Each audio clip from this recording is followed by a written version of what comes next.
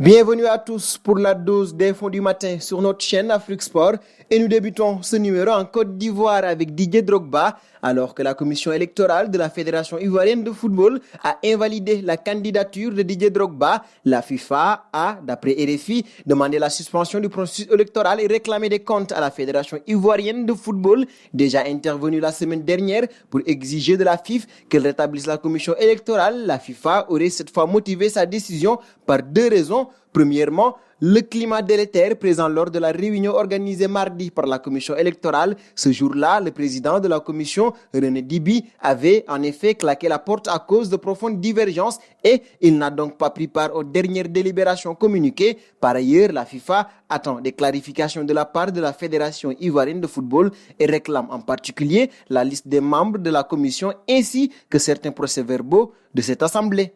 Nous resterons en Côte d'Ivoire d'ailleurs.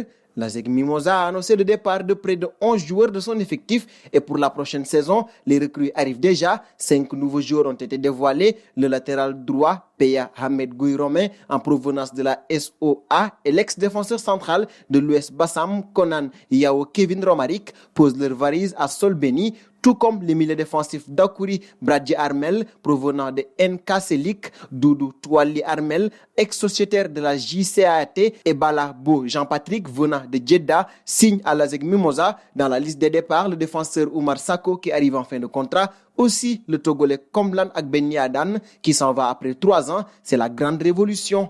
De la Côte d'Ivoire, on passe à l'Algérie. Selon l'avocat de l'USM Alger et l'ancien joueur Mohamed Hamdoud, le tribunal arbitral du sport a fini par statuer dans l'affaire en donnant raison à l'USM Alger qui avait refusé de jouer le derby face au MCA en début de saison alors que le club avait 6 joueurs en sélection. Si la décision ne change pas grand-chose pour l'USM Alger qui termine 9e avec 29 points, il pourrait priver le Mouloudia d'Alger de la compétition africaine car en lui retirant les 3 points obtenus sur tapis vert, le MCA n'aurait plus que 33 points et se retrouverait 6e. Nous resterons en Algérie. Au cours d'une réunion tenue avec ses dirigeants, l'entraîneur Fethi Djebala a exprimé le vœu de démissionner de la tête de la barre technique du club sportif Sfaxian. Depuis le match nul de la 17e journée concédée face à l'Union sportive de Tatouaïn, les rapports de Djebala avec le bureau de Moucha Monsef Khemachem se sont particulièrement détériorés. Le CSS pointe à la 2e place avec 43 points. Fawzi Benzarti a été alors nommé nouvel entraîneur.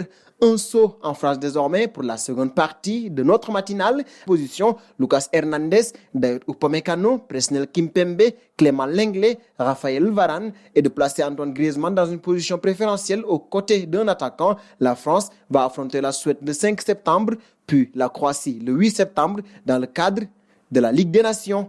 Et parlant de l'équipe de France, coup dur pour Oussema Aouar, alors que l'Olympique lyonnais n'avait contesté aucune contamination mardi. Le milieu de terrain a par la suite ressenti des symptômes. Ce jeudi, le Gone a donc repassé un test qui s'est avéré positif à la Covid-19, révèle l'équipe. Le cadre de Rudy Garcia devra donc respecter une période d'isolement. Enfin, Aouar devrait également rater le prochain rassemblement de l'équipe de France, lui qui avait déjà été privé d'une première sélection pour cause de blessure l'année dernière.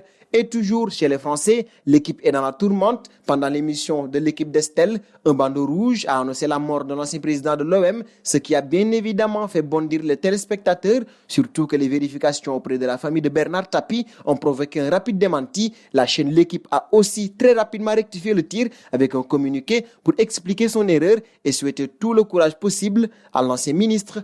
Dernier point de cette matinale. En Espagne, selon les informations de ESPN récoltées auprès de sources proches du vestiaire merengue, les joueurs du Real Madrid auraient été plus qu'étonnés par la demande de Lionel Messi de quitter le FC Barcelone. La discussion WhatsApp se serait d'ailleurs enflammée depuis mardi soir pour discuter de ce coup de tonnerre. L'effectif de la Casablanca se dirait incrédule des diverses rumeurs concernant la volonté de départ de Lionel Messi. En outre, le groupe du Real Madrid ne comprendrait pas le timing de cette annonce alors que son grand ami Luis Suarez serait proche de voir son contrat être résilié. Le dossier Messi a pris le monde du football avec lui. Et c'est terminé pour cette matinale du samedi. Chers amis internautes qui nous suivez d'un peu partout, la famille Afrique Sport s'élargit de jour en jour. Pour nous aider à faire grandir notre chaîne, n'hésitez pas à partager nos contenus. Dans un très court instant, vous aurez le contenu du Mercato spécial joueurs africains. N'hésitez donc pas à rester scotché sur les programmes d'Afrique Sport. C'est pour ne rien manquer du football continental et international.